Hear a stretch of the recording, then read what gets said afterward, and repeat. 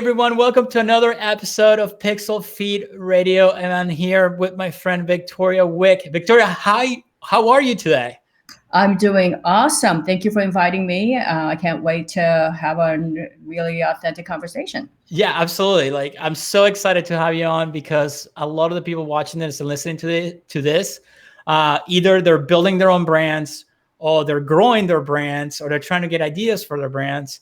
And for those of you listening or watching this that don't know, Victoria here has built a small little business that's worth over $500 million on her own with her passion for jewelry design. She's been on a Home Shopping Network, Shop HQ, and she has an MBA. Super, super smart individual. Immigrant that came to the States with nothing, came from nothing. I'm an immigrant myself, so I wasn't paying this when I came here, so I'm not gonna lie about that. But I had it a lot easier. But I think there's a drive about us moving to a different country, and it's like I gotta make a point here. I gotta get ahead. There's a reason my parents brought me here, and I gotta make them proud, right? That's absolutely right. I think that I think actually being an immigrant is in some ways an advantage because you start from zero. You know, you don't know anything. The culture is kind of new to you, so you're soaking in all this stuff. You don't even know what the norm is really. So you kind of have to kind of carve out your own little thing. And I think in many ways that is helpful. Yeah, absolutely. Like I remember I didn't know English when I moved here. Obviously I was a kid though, so I had that advantage. I was 13. So, you know, I kind of like absorbed it pretty quickly, but I mean, it was a culture shock, obviously, right, moving from South America over here and, you know, just trying to understand how everything worked, the different culture and trying to make friends and all that good stuff. So let's get into the story a little bit about your background. So how does the story go? Where did you move from? How long ago? You know, you don't have to give away your age if you don't want to, but you know, how old were you when you moved to the States? Well, can't you tell I'm only 19 years old? Absolutely. Okay, so I came from South Korea involuntarily. My parents brought us here too because they thought that America was going to be much more friendlier to girls than South Korea. South Korea at the time when we left in 1971, they, you know, as a society, they valued boys more than girls, and you know, girls had very limited options. You know, they could be somebody's wife. If you went to college, very few of the girls ever went to college. But if you ever did, you became a school teacher. You became like an economics. You know, home economics was what you majored in. So my father, since he had 4 girls, he decided that it was time to leave. So he made the most incredible sacrifices because once we got to Los Angeles, we found out that all these assets were frozen in both countries. So he ended up with $30 in his pocket. And so life was pretty rough the first few years. But, you know, when you're young, I was about 13 and you were 12 and going into 13. When you're that age, you know, no matter how bad things were back home, you feel like you had everything. That's your comfort zone. That's what you know. You don't know things about materialistic things or whatever at that time. So you come to America, supposedly the promised land, and a lot of things change. You know, at that time, you were a lot younger than I am. So when I moved here, you know, they were going through the anti-war movement. It was right after, about a few years after the civil rights movement. You know, all the stuff was going on. It was kind of exciting on the one end. But on the other side, you're like, well, what am I doing here? Is this really where the dreams all come true? Because my father always said that. So you kind of have to really hang on to hope and refuse to give up and try to figure out, you know, what can I do to make things better for myself? One of which was learning to speak English. So that's sort of the early life. And as you said, fear is a very powerful driving force. You either avoid something because you fear it. So, you know, I didn't want to be living like where I was living at that time. And it was a really powerful driving force for me to kind of get out of that situation, you know, and try to do everything I can to improve my life. And so at that time, the only thing I could do is go get educated. So as you can see in my bio, and don't believe everything that, I mean, you said I was a smart person. I'm really not. Come on. You gotta be to do what you've done. So yeah, Come on. Well, Christian, Can't if I say was that. really smart, I probably would have skipped school and, gone right into what I was Well, doing. you know how okay, so my wife she's an attorney, top of her class, the whole 9 yards. She's very, very book smart. I mean, she's a very smart individual. Yeah. I wouldn't be with her if she wasn't. But there's two differences of smart, and I tell her this all the time. There's my type of smart that if I can apply myself to something, I can figure it out. But if you tell me sit down and memorize this book that I don't care about, it's not going to happen. Like, at school, I dropped out my second year just because I couldn't care less about all the generic stuff. I wanted to do my own thing. And it's like, as much fun as I was having at Florida State, I was like, this is not for me. I mean, it's a good time. It's a fun time, but I just want to make money, and I don't care about humanities. I don't care about anything algebra 2. Or history. It's like philosophy, that's the other thing. I can create my own philosophies, right? Yeah, but what I was getting at is like, I have that, street smart that my wife doesn't have. And she'll tell you that. Like, I can pick up on things just like from talking to someone or looking at someone or just dealing with daily stuff. She's not that way. So we're both successful in our own ways, but it's very different. Her stuff is very like, book smart. And I'm just like, top of my head, I go a lot by intuition too, and the knowledge and experience that I have, which I'm sure, it's a mix for you, right? Well, what's really interesting is that in her world, she needs the book smart.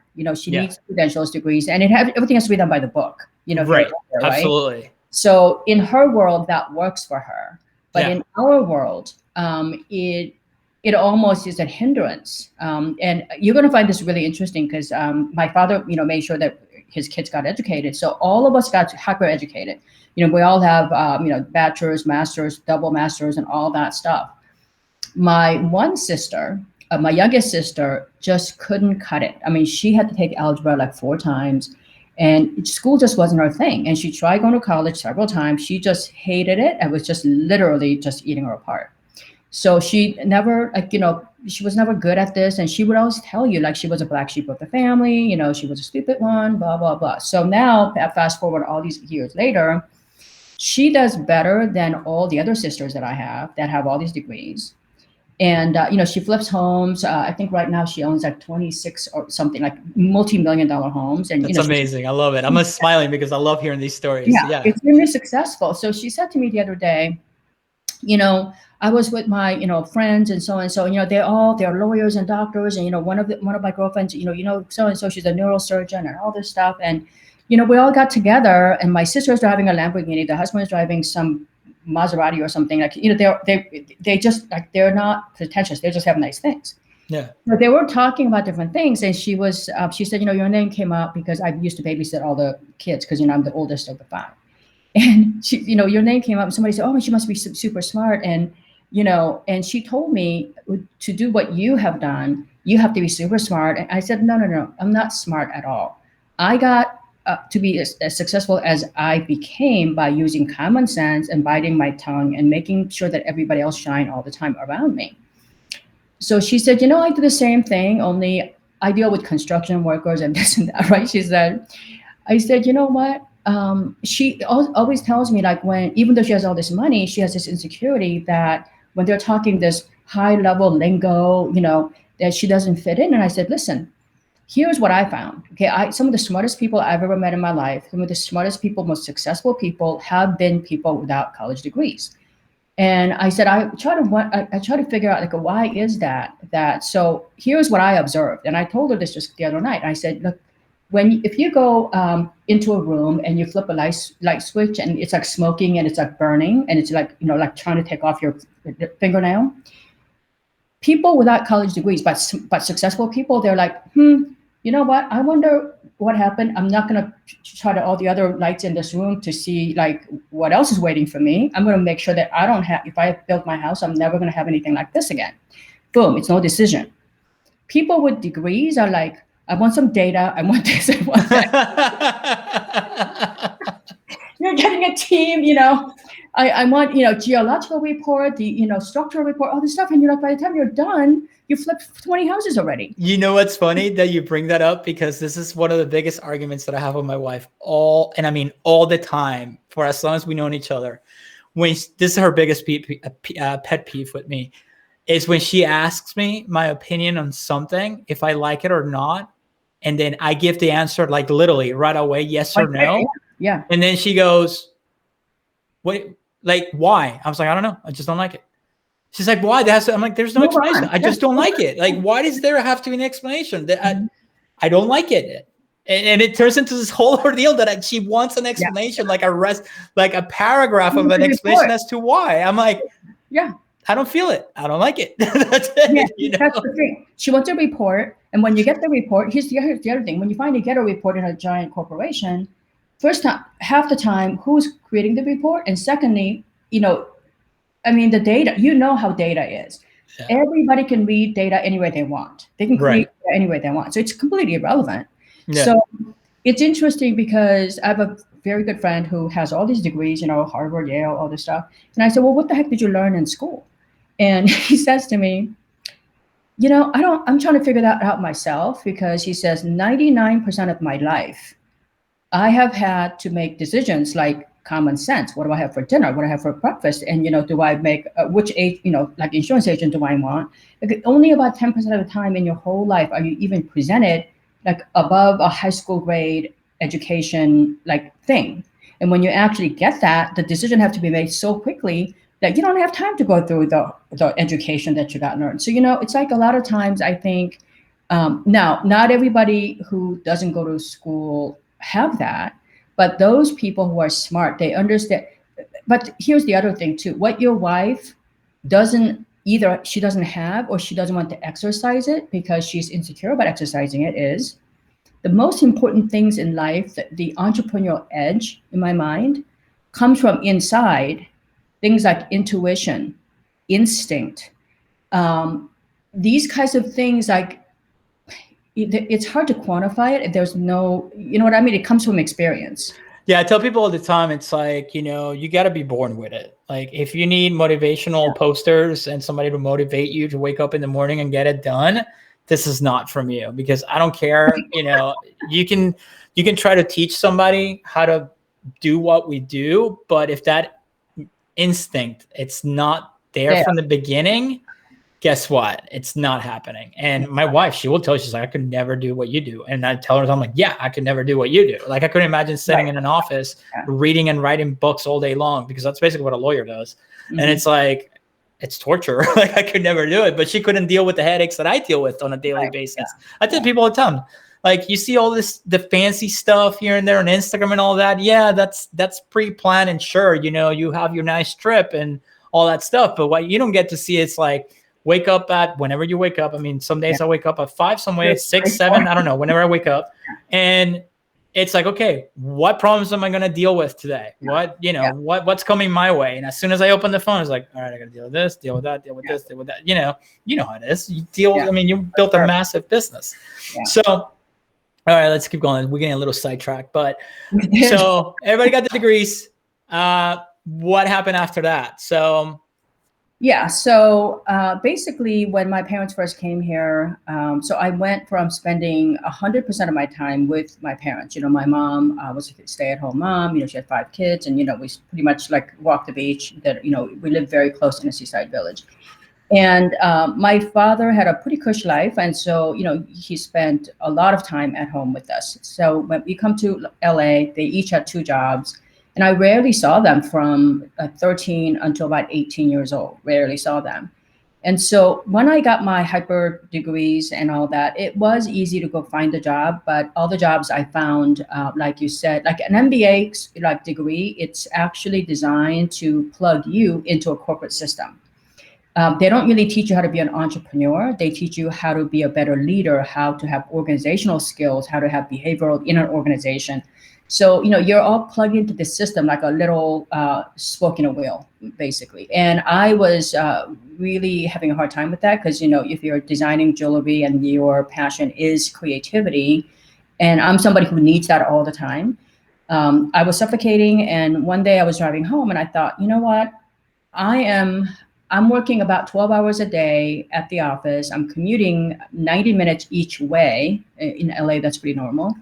So I'm giving the best of my life to someone to build someone else's dream. My boss was a Moroccan immigrant himself, and his company was growing really fast, and I'm about to have a child, and when I do, that child is going to be left alone at home, kind of like how my parents left me. Only I had choices by the time I made that decision.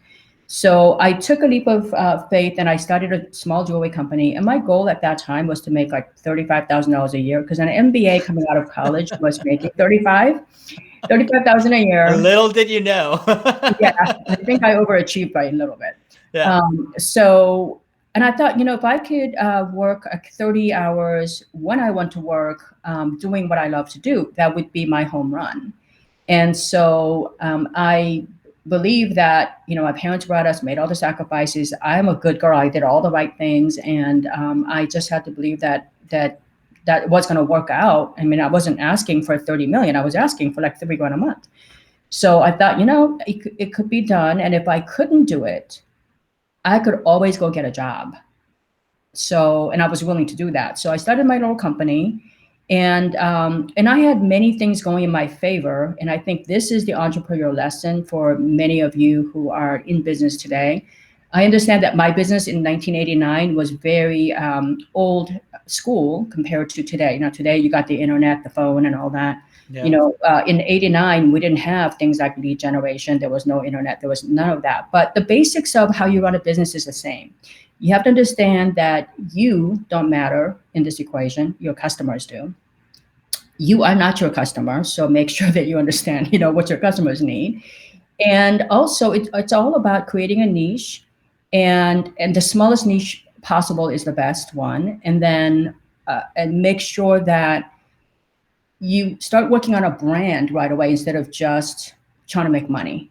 I tell people this all the time. It's like, riches are in the niches, number one. Two, because with digital marketing, Shopify, and all that stuff, we have a lot of people who just they can get, drop shipping products, and they throw up a store and they make a little bit of money, and then they shut it down and move on to the next store. I'm like, why? Why do you just create a brand? Like, the whole point of drop shipping is to see if it works. If it's proven and it works, then you turn it into a long-standing brand that will grow and keep growing. And if you want to exit at some point, guess what? A brand is what's going to let you exit and add value to it, besides the list and all that stuff. But so basically in 89, and I know you're way too young to remember this, but in 89, we were the first generation of women. In fact, I think I was like the first graduating class that ever had a personal computers. Before that, you had to go to like a bank or a library to get a computer. So you had millions of women who are now educated, who are in managerial positions, that left their little infants at home going to work. And when you did that, we dressed like men. So we had like little pencil skirts, pumps, and we had like little suits and a white button-down shirt, like a lot of men would have. And so there was no way of differentiating one woman to another woman. It was usually navy, charcoal gray, and whatever. So the jewelry industry until that point was really about nighttime jewelry, diamonds, fancy jewelry, and it was more about status, not about personal style. So when I carved out that niche for the working women, it just made everything a lot simpler, because the working women needed to look polished, successful, elegant, without looking ostentatious, and a little bit of feminization, a femininity around her jewelry that looked high class.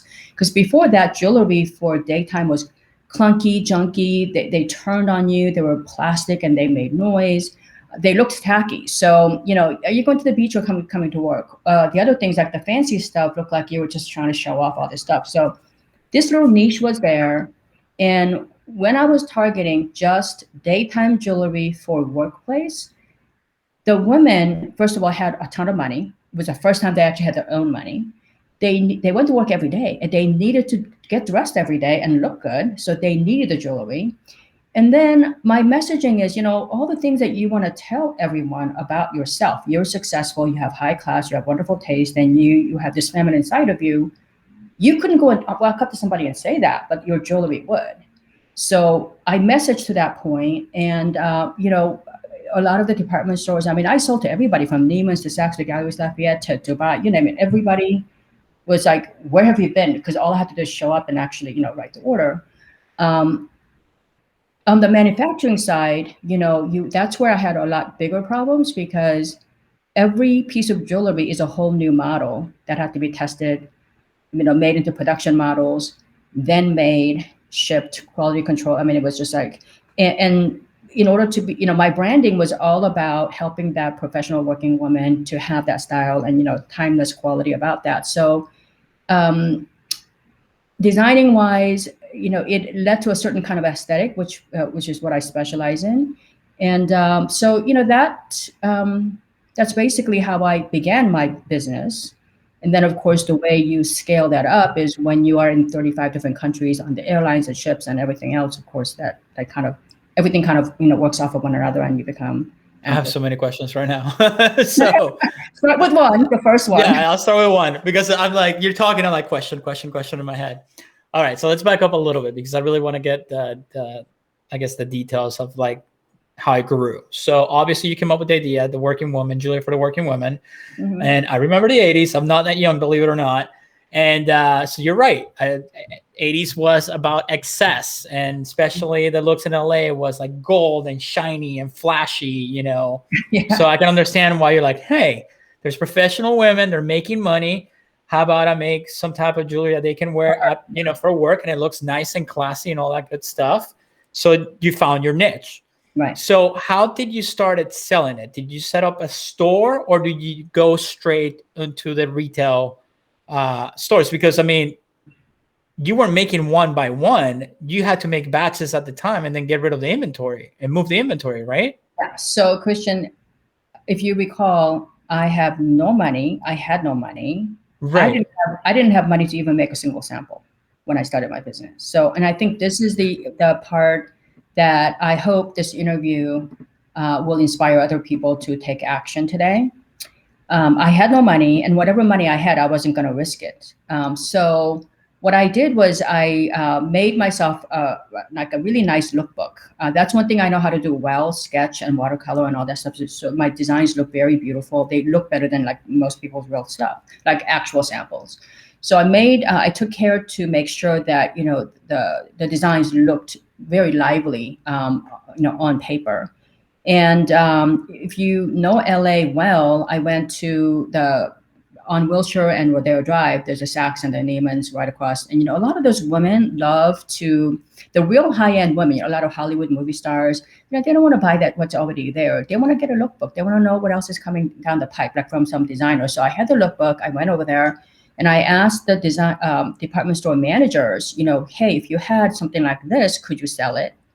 And because that way, I could sketch all day. So I came up with about 10 to 24 items that just kept on getting hits. Now, I started there, but I also knew the market was a lot bigger than those two stores. So, for like Nordstrom's, I went to all the stores in the Los Angeles and Orange County area. And I went to all of them, everything from the Valley to Orange County to the LA County, Westwood. And I did the same thing. And I ended up with 8 designs that I thought was a sure winner that everybody wanted. And those are the samples I eventually ended up making. Now, I also got pre-sales just like kind of picking up random price. So you did what we do now. Exactly. But both, I mean, back then and now it's still hard work, but it was harder even back then, because you had to physically go to places and get opinions and show, hey, do you like this? Do you like this? Which one do you like better? That one or that one? Yeah. Now I can just run an ad with 2 samples and be like, hey guys, which one do you like? And target the people on Facebook, and they'll tell me right away in the comments if they like it or not. So, I mean, that takes some sales skills too. I mean, it's not just showing up like, hey. So obviously you weren't shy. You're still not shy. 2, you had some sales skills that you developed at some point. That goes back to instinct. You either have it or you don't. You know what I mean? You can up your sales game, but you got to have something that's natural in there somewhere, right? Because you can't be shy. Yeah, and the other thing too is like, I'm glad that you're talking about sales, because I wasn't really selling that much. I was really more or less trying to get feedback from them. Mm-hmm. So, again, I started this interview by saying that one of the ways I get successful is making sure that everybody else around me shines more than me. So I would ask the, assistant manager and, whoever, like, hey, can you give me some feedback? I, understand that, you have a great relationship with your customers. You must know your customers really well. Some of your best customers. So they gave me a lot of information. And in that process, the assistant buyer at Neiman's was like, my top 10 customers, I mean, they would pay like $10, $20, $30,000 for this stuff, because, it's so new and fresh and different, and money is absolutely no object. And so what happened was, I knew that I could sell the $10,000, $20,000 pieces there. But in order for me to have a brand and a business, I needed like 1 million women who's going to buy, something at $300. So, right. Obviously I needed more than 10 customers. So that's why I went to all the other stores. But I think I went up and I said, look, I'm a brand new, I don't know what I'm doing. I'm just trying to start a business. Can you help me? And I think that, I was in my mind, because I was so naive, I didn't really know anything about selling. And I think that authenticity and being so vulnerable, I think they wanted to help you. I was like a charity case. They really wanted to help you. So, well, people don't realize this. Like, you'd be amazed if you just ask, people will help. Right. Like, I pick up the phone. I tell people, like, pick up the phone. Like, people don't want to pick up the phone, or they don't want to go somewhere. I pick up the phone all the time, and I just ask. If I can get through that phone to the person that I'm looking for, and be like, I got a quick question. That's all you got to say. Quick question. I'm so and so, I'm trying to start this. Can you help me out if I just 2 minutes? And most people will be like, sure, what's up? Listen, Christian, how many times do people hit you to be on this very show, and you don't want to put them on, but then you're like, you know what? I feel bad, because the person asked so nicely. I feel so bad just cutting them out. Let me just find out a little bit more about them. And then you hook them up with somebody else, even though they don't fit, because that's what happens. It's the tone, and and being that, because people are good. They want to be good. They want to be helpful. And so I started that way. And so what happened was, I ended up with private clients that's willing to pay 10, 20 grand. And I said, even if they're paying 10, 20 grand, it's not worth the 10, 20 grand. I don't want to sell it for 10, 20 grand. I want to earn my money. So I ended up doing the fine jewelry for that one-of-a-kind customer, one at a time. And I told them up front, I don't have any money. I don't have this. So you're going to have to front all the materials. And the department store buyers, I did make 8 samples, and there were about $250 per sample at that time. And when I got the samples back, I knew that things just can't be perfect, because you're going from a sketch to a temporary handmade sample to a production model that they can pop out. So, there's 3 different phases. Right. And my designs are not easily executable, because I put in barriers to entry for every single design. So, all of my designs, the kind of thing that even if you give a master model to somebody, they can't duplicate it. So there is an element of the design that they can't execute well. So what happened was, when I got those samples back, I could have gone to New York, where the headquarters for Saks, Bloomingdale's and Macy's were. I didn't do that. I went to Dallas to the merchandise mart, and it's basically like a wholesale mart. And, they sell scarves, home goods, and all that stuff. But I lived in Dallas for 10 years, so I know exactly what you're talking about. In the merchandise mart. And I, knocked on all their little doors. I got orders for $500, $800. And, the minute I hit like $3,000, I had to come home because I didn't have any money. I didn't have money to float the inventory. So I came home, and I contacted my suppliers out in South Korea. At that time, the fine jewelry capital, manufacturing capital of the world was South Korea. And that's where I came from. So I had a little bit of an advantage because I spoke their language. So when I got this, samples back, and I got the actual orders, there were problems such as, the hinges, when you put sterling silver bracelet, and you try to make a hinge mechanism out of it, sterling silver is way too soft, so that it's either too loose or too thick. So there was a lot of issues with that we had to overcome. We eventually ended up inventing a little bit of an alloy that had a little bit of stainless steel and sterling silver in it. So, while I worked out all the kinks, also the fit on this, a human wrist is not a circle, it's like an oval. So we had to kind of re-engineer all this stuff. So you know what, by the time I got, the other thing is these guys in Dallas, nobody comes to see them. No big big manufacturer comes to see them. So when I, went over there eagerly, as a young girl, and I was trying to tell them I'm starting my life and, I'm doing this and I'm doing that. These guys, like with all the problems I had, they were so patient. I mean, they never asked for a discount or anything. And, they stayed a few months for me to help out fix the problem. And so by the time I got to Saks and I got my first $56,000 order or something, the process of manufacturing, getting it, all that was flawless. And then this is the only part where the sales part of me came from. I went to the vendor and I said, okay, I got an order from Saks for $56,000. I give them 30 days to pay. Now there's like 1 week of UPS going over there, whatever. So if you give me 30 days, I can't pay it. I don't want to have to go get a loan. So you need to give me 60 days. Now he says, well, why should I, give you? And I said, well, because in 89 to 90, 91, that was when the real estate huge meltdowns happened, the big recession. So I told him, look, the jewelry business is hurting. I'm the only one that I can see out there getting orders from these giant companies. I immigrated to America. I'm not going to run away with this. I can give you everything I own, driver's license or whatever, but I'm not running away. These companies aren't going anywhere. So, if you want me to, I can sign over the PO as a collateral, but you need to give me 60 days because, I'm the future. Like if you want to do the same thing that you've been doing all this time and you want to keep shrinking, your company, you can do that. But if you want a future, you're going to have to bank on somebody, and that somebody could be me. So they did it. And I guess the rest is history. Yeah, it's like, why would you screw that up? It's like, why would I screw this up? This is like the opportunity of a lifetime. Mm-hmm. That is pretty awesome. That is so cool. So, and then you went on to obviously started expanding, and then you got into a home shopping network or HSN TV. Right. Yeah. I actually been to the office in QVC a long, long time ago. It's been a while. And I was amazed to see the sales live. Yeah. And this is like, I don't know, maybe 5 years ago, which I'm thinking, who's buying stuff from TV? I'm in the online world. But once I was in that room and I was watching the sales live on QVC, I was like, oh my God, I need to get a product in here ASAP. Which brings my next question. I'm sure people are dying to know, how do you get your products to be featured on like HSN TV or, QVC, because they're extremely powerful?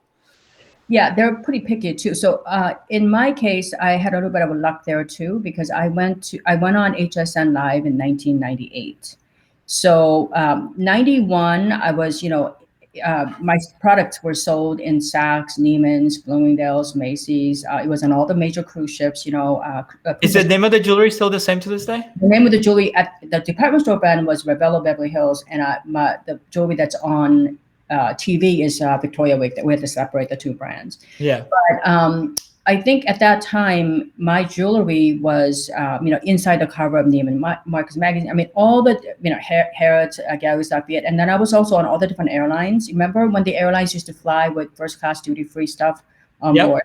Yep. So those airlines fly 20 million people a day, every day. I mean, United Airlines alone used to fly 20 million people across the globe. So my brand was constantly being seen. So they contacted me, I think like 94 or so. And at that time, I was like, I don't even know what this is. Like, I don't want to be on TV. I don't want people to know who I am. And I certainly don't want anybody to know what my kids look like, Yeah. And they don't look like they're doing all that like sharp of sales anyway, because compared to department store, they didn't look that polished. So I kind of resisted going there because from my point of view, HSN's average price point for jewelry was like $25 at that time. My average price point for non-gold, just silver at Neiman's was almost $500. So if I failed at HSN, even though there were different brands, I felt like the department stores were all going to drop me. And I was in every department store. Literally everywhere. So it was a little bit of a risk. But at that time, when my children were born and, they were just starting to play soccer and, all that. And I was like, you know what, if I could make this work, I wouldn't have to travel to Japan. I wouldn't have to travel to, because I was in the Japanese TV as well. I wouldn't have to, travel to all these places. I could just go from LA to Tampa once a month. And that would simplify my life a lot. So I actually took a chance that the TV network as an industry was going, because QVC was like almost even not an issue, because they were about 5 years younger than HSN is. So I thought, I'm going to have to kind of make this work and see, give it to myself. How would you, one thing I am is I'm very open-minded. I'm very curious all the time. So about 5 years later, I was sitting in front of a brand new president who wanted to take it to a whole new level. He wanted to up the game and all that. And so I was one of the brands that he brought in. And, we've just really built an amazing brand there together. I mean, they were amazing partners. And as you know, the power of TV is, I say that the TV retailing, if you've been to QVC HSN headquarters and you've seen them talk live, if you think about it this way, they were the original influencers before social media, right? Because they can influence. So, I think, I'm very fortunate to have been at the very beginning of that. It's like when I went to HSN in 1998, I felt like I was on floor 5 of a 50-story building in terms of the embryo state that TV retail was in. I think today podcasting is like that, like about floor 5 of something that's going to be as big as TV retailing at some point. So I'm really excited about, entering into a whole new phase here. But that whole experience, so your question asking, like, how do you get, if you're listening, your audience, that's how I got it, because they called me. But in the 24 years that I've been on TV retailing nonstop, basically, every month, I've watched a lot of brands launch. I've watched, I've had almost everybody who's on TV, right? A lot of them are my personal friends. If you want to know how do you get something on TV, that's a whole different question than how I got on TV. So how you get on TV is, if you're talking about a physical product, like a vacuum cleaner or, a computer, jewelry, t-shirt, whatever, you have to understand its natural home for it. So for example, if you're selling I talked to a guy a couple of days ago, he has something for it's got a couple of wine bottles and whatever. And I said, your natural home for that is obviously wineries, if you're selling wine cases, right? So that product, it's hard to sell on TV. So think about, where does your product naturally belong? So if you're selling something like fragrances, it's a killer on TV because you can't smell it and you can describe it all day long, but you still don't have the emotional connection with that. That is so true. Yeah. Never thought about it that way. If you have like a t-shirt, for example, then unless that t-shirt does something extraordinary, if it's just purely styling, you have to be so good at designing, so on the money, and never make a mistake, because the first day you make a mistake, they'll just take you off. So you just have to, anything that has to be demonstrated. Well, let me just give you an example for jewelry, for example. If you are selling jewelry like at Nordstrom's and Neiman's, and I'm going to tell you, so this is kind of like a really big nugget for people who are getting into the jewelry business. Everybody thinks, oh my God, I went to the Nordstrom's and I saw this thing in the case. It was so beautiful. Well, you know what? Savvy jewelry designers, they hate to be inside the case. If you're in the case, your brand is dying. Okay. And I'll tell you. Really? Yeah. I'll tell you why. I can walk into any department store and tell you who's making 80% of the money. Like just the minute I walk in, I don't have to look at anything just by where they're located. Number one, have you been to a department store lately? Because if you go to a store, just even before COVID, okay, you go to the store, the jewelry case is locked, and you walk by and you're like, that looks really cool. Nobody's there behind the case. So you're like, excuse me, is there anybody here? I want to look at this. Well, okay, well, let me find so-and-so. They go all over the store, find some supervisor with the key. They come in, they open it. You ask them questions. They know nothing about the jewelry. That whole process takes somewhere between 10 to 30 minutes, depending on which store you go to. How many people do you think are going to sit there and walk away with that item? None. Yeah, absolutely, because it takes too long. So what happens, well, it's one thing if you wait all that time and the person that you finally got was a killer, knowledgeable person, they could barely remember the designer's name, so you're sitting there.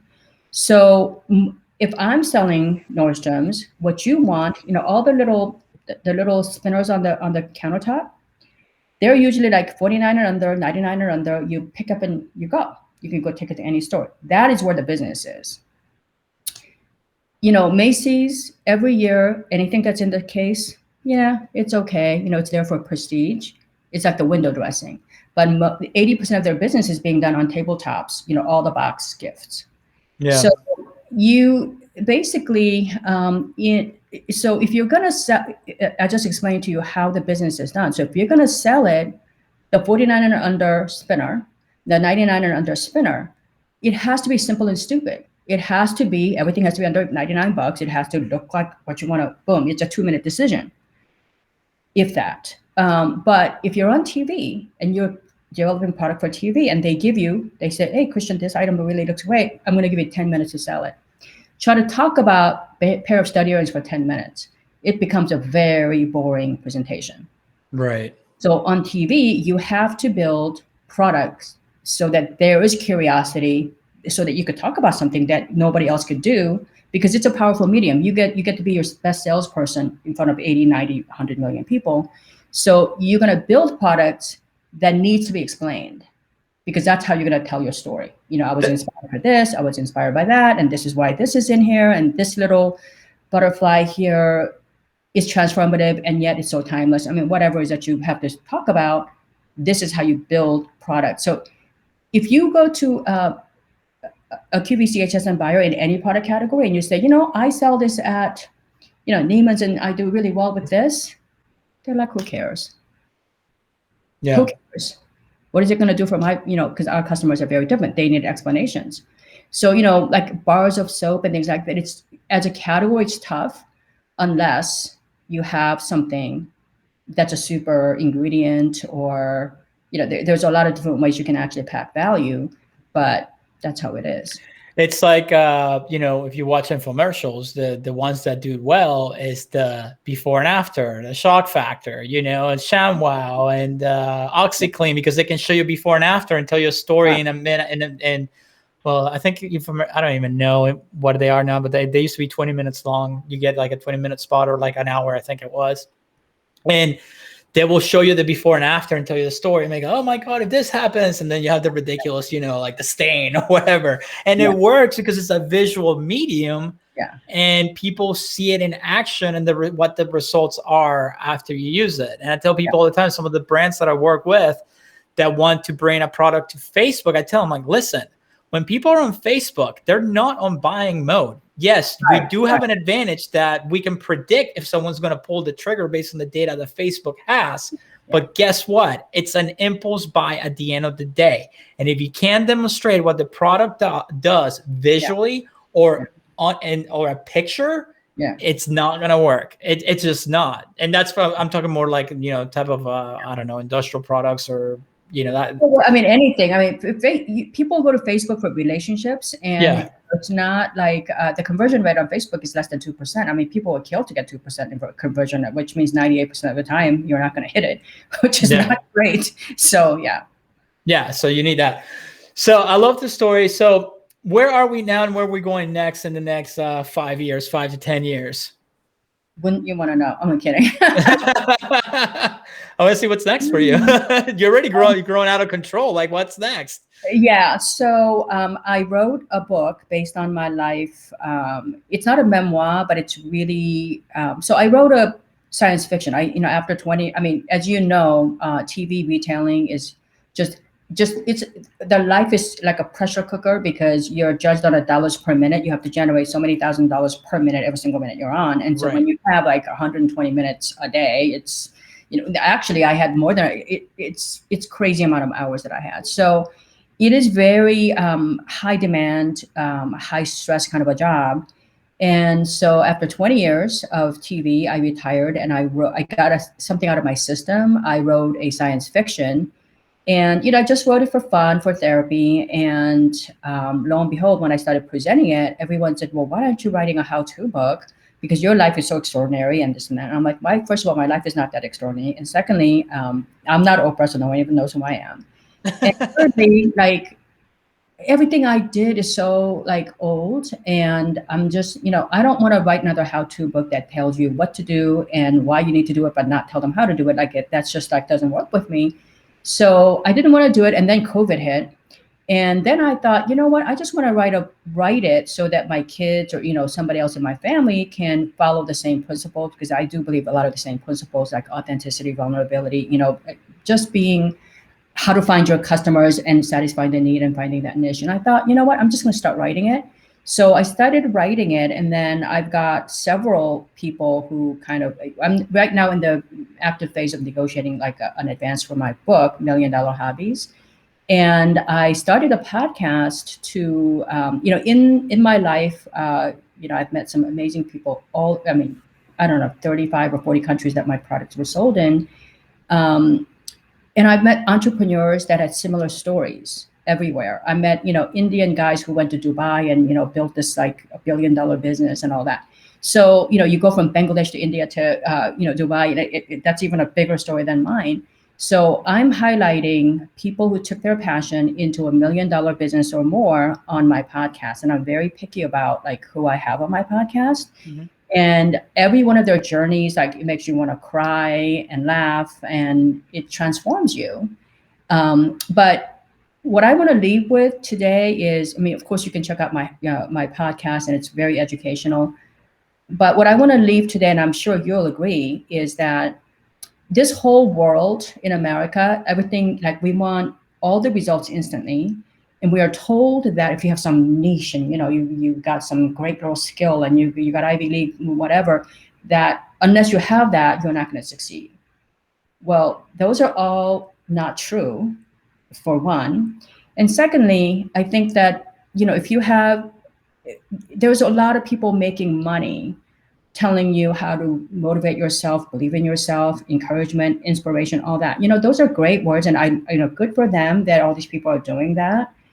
But all the motivation, encouragement, inspiration, all of that doesn't do a thing for you unless you take action, right? 100%. Yeah, 100%.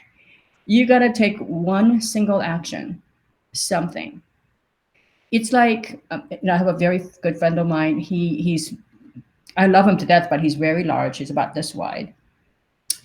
And whenever I ask him, well, does this work? He says, yeah, it works about as good as my diet plan. And I said, what's that? He goes, I watch it all day long. I listen to it, and all my equipment, I don't use it. Therefore, I just keep getting bigger. So now I'm 320 pounds instead of like whenever I started this journey with. It's the same thing. I think that, if you say to yourself, I want to lose some weight, and I'm really serious about this with COVID and everything else. I just want to lose weight now. And, I should have been on the stick. I'm going to really make a commitment. Well, great. And you can watch all the models, who have done that. But unless you decide, you know what, I'm going to lose 5 pounds in the next 5 weeks, and I'm willing to cut out, 300 calories a day by cutting out my bread and maybe my Coke. And I'm going to walk 30 minutes a day, because if you do that, you will lose 5 pounds. You will lose a pound a week. We're talking a pound a week now. Right. That's very doable. So that's an action that you are basically, working toward. It could be a small, tiny little step, but that step, it's like when I went with my sketch pad to the Neiman Marcus buyer first, and I got like the first 2 orders. Oh, who cares about the first 2 orders? But look what it led to. Yeah. It led to $500 million. It's nothing to, nothing to sneeze at the moment. Yeah, I always get crap from my friends because I'm very cynical about the motivation stuff, and they're like, "Oh, wake up in the morning and do 3 hours of meditation and all this and all that, and write down your goals in a journal." I'm like, while you guys are doing all that shit, I've already gotten like 3 hours of work done. So it's like, Christian, that's just the way I am. I mean, your motivation 3 hours, you got cut it down to about 3 minutes. Yeah. Pick it. What are the? I wake up and like the first thing it's like, all right, I'm still alive after everything I've done in my life. That's a good thing. Let's get to work. I mean, that's just the way I am. It's funny.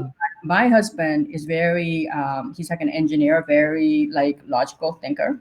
Yeah. So he one day got me this like a spa package, because he thought, she's never been to like a real luxury spa. You hate it? Yes, I can't just sit there still. I hate it. Like my wife, like, she wants couples massages, and I just sit there. I'm like, my brain is just going the whole time. I'm like, when is this gonna be done? Like I can't just. But it's so funny that you bring that up because our honeymoon, she knew that she had to schedule what we call activities because I'm not just gonna sit by the pool and just stare at the sun. I can't do that. I can't. Me too. You're the same way, right? It's funny. So I went to the spa. First of all, it was like a $1,200 or something for the day. Gave you the food and all this stuff. So I get there on the day it expired because it's only good for a year. So I show up and they're like, "Oh yeah, here's your locker. And you got to do this. You got to put your cell phone." And I'm like, "I do." And they're like, steam shower, this and that. I go, "And how long is this event?" And they're like, "You're going to be here all day." And I'm like, "Seriously?" And I was like, "Okay, I'll be right back." And I picked up my phone and never came back. No, I'm the same way. Yeah, I can't. I'm addicted to my phone. I'll tell you, I'm addicted to my phone. Like, So I said, no, that's a deal killer. But I think that, in all seriousness, if you are listening to us, you know what I'm talking about. A lot of people, it's important to get motivated. And, it's important to fear things. It's important if you're sitting at home thinking, you know what, there's COVID, there's this, I don't have money. I've been there and done that. And I know it's scary to kind of leave your comfort zone, but you've been living in your comfort zone your whole life. What has it gotten you, right? Everything you need is sitting literally 3 steps outside your comfort zone. You need to take that first step. And that's, that's the message that I really want to kind of express on that. Sure. And it's a lot easier now to get the information. I mean, all you got to do is Google it. The problem is that people don't take it seriously when it's free. And that's the issue, that they just like, oh, well, they don't take it. They take it for granted when it's free. Yeah. And listen, let me make something very clear because I don't want to hear about this. I have nothing against meditation or taking care of yourself. Like, listen, I just can't personally do it. It's not for me. Right. I like yoga. I've done yoga plenty of times. I like yoga. I try to do it every once in a while. But and that still drives me nuts when I'm in there, but I feel great when I'm done. But yeah, if that works for you, then do it. But it's just like, I laugh when I see these morning routines that are like, OCD, like 4 hours long. I'm like, no, man, that's like, seriously, come on. I can understand like meditation for half an hour after your coffee and all that. Cool. Get your headspace, your head right and go to it. Sure. But some people just take it too far, in my opinion. But anyway. Well, Victoria, we're out of time. An hour just flew by. I love it. These are my favorite podcasts where I can't even, I realize it's an hour and it just goes by like it feels like 5 minutes. First of all, thank you so much for coming on and telling your story and giving all the advice that you've given. And hopefully I can have you on some other time soon. And everybody, where can we find the podcast and where can people find you? So I can add the links in the description as well. Yeah, so you can come to victoriawieck.com. That is where you'll find all my, jewelry, the podcast, and everything else. And, just come and sign up for anything. And that my website is actually 100% engagement site because my products are sold all over the world right now. So I don't need to be selling anything on my website, thank God. So it's just, you're going to learn a lot of things. And I am writing that book to create 1 million millionaires. I think that every one of you can be a millionaire because it doesn't take that much nowadays to do that. And when I wrote my book, Christian, I found that most people writing books on entrepreneurship have never run a business. Can you believe that? I believe it. I'm in digital marketing. Trust me, I believe it. There's a whole account called Baller Busters, and that's all they do. Find people who are scammers who put out all this stuff and they never even done it themselves. So yeah, I'm very aware. And there are people who have, taught, coached and whatever, but they've never gone through the pain. They've never understood the nuances, the instinct, none of that. So my book is going to stand on its own. It's going to help a lot of people. It's going to have a lot of different charity angles onto that because I didn't, believe me, if I was going to try to make money, I'd be so much better off designing another piece of jewelry and put them on TV than trying to sell books. So, I want to inspire as many young people as I can and make the world a lot better place because, look, you're listening to 2 immigrants here that had to learn the language and do all that other stuff. I gotta say, if you are born here in America, middle-class upbringing, you just have to commit. Yeah. And talking about millionaires too, to make it sink in people's heads. And this was taught to me when I was very young by one of my mentors. But if you grab $1 million and you break it down by 12, which is 12 months, that's $83,333 a month. Divide that by 4, that's $20,833 a week. Divide by that 7, that's 2,900 and no, that's not right. Hold on, what did I mess up here? Anyway, you get the point. If you break it down, it's like it's an obtainable number if you really go at it. It's really obtainable. So I can't wait to read the book. I can't wait to see what you do with the people that you help out. And Victoria, thanks again so much for being on. And until next time. Thank you. Thank you so much for listening. And thank you for having me on your show. Loved it. Absolutely. Till next time. Thank you.